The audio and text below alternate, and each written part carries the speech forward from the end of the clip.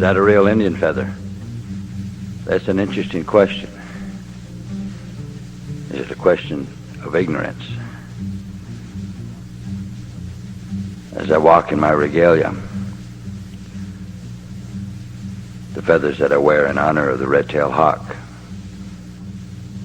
the feathers that I wear in honor of the century bird, the blue jay, the braid of horsehair, Mishoko Wakan, the spirit dog, the piece of otter. When people look at us, possibly the most studied, most imitated, and the least understood culture of any of the world. People want to be like us, and people want to act like us. I want to be an Indian. How do I become an Indian? Is that a real Indian feather? Indians cannot grow feathers, for we are like other human beings. We grow hair and we grow skin. We grow in size. We grow in time. We grow in knowledge. But we cannot grow feathers. The feathers that I wear belong to my brothers of the air. The hawk and eagle, the owl, the buzzard, the great warbirds, the turkey. As I walked in life and share these things with many people, I encounter an ignorance that is almost sad. Not a racist ignorance, but an ignorance that says we have never been accepted as real people. We have never been accepted as human beings. Of all the nations of this place called Turtle Island, all of our names, what we called ourselves, reflected that we were true human beings. We called ourselves the people. I've been to many places of learning, great institutions, and the places where they began the learning, the elementary schools and the high schools. At a high school one day, a young man was brought in to me. The teacher told me he has never met a real Indian.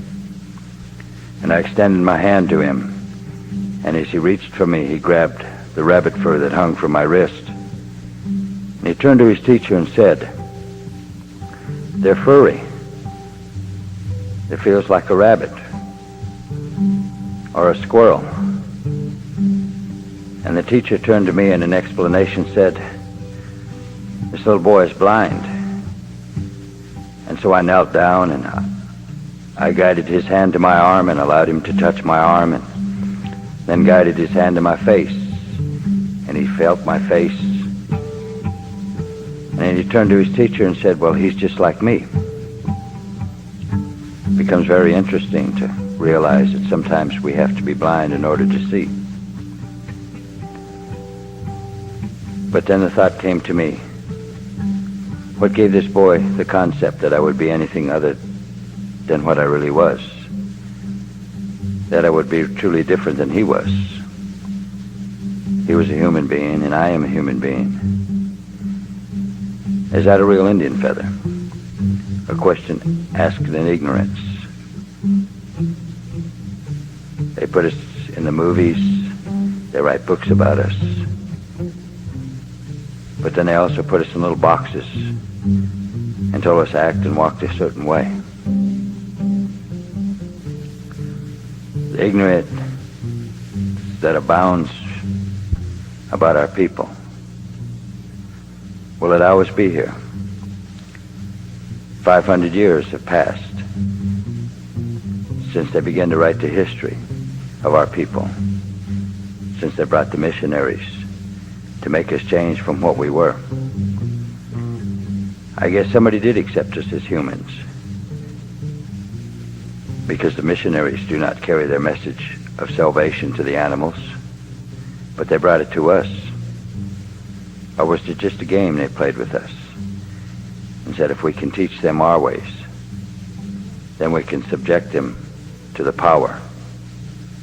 We can suppress them. Maybe they didn't feel it's worth saving.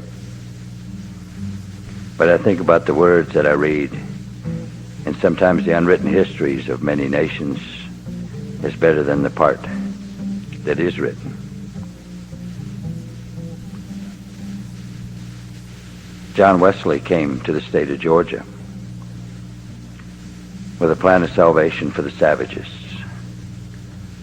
In one of the letters he wrote back to his brother in England, to his brother Charles, these words stand out. He said, "I came to save the savages, but found them more saved than I was."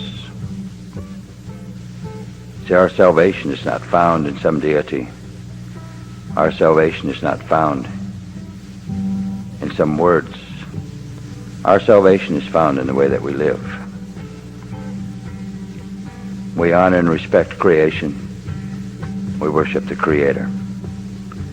We walk a life that tells us, if I give what I have and share what I have, if I honor and respect creation, which includes my brothers and sisters,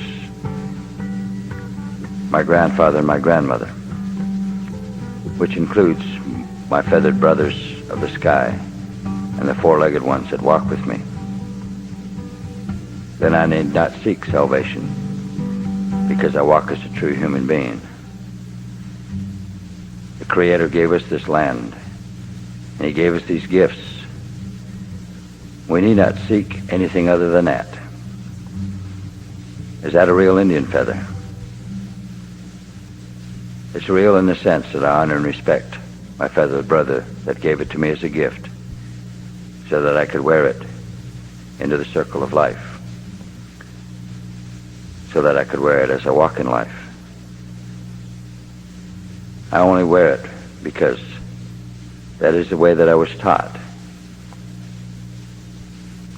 that I honor and respect what was given to me, I honor and respect where I am at.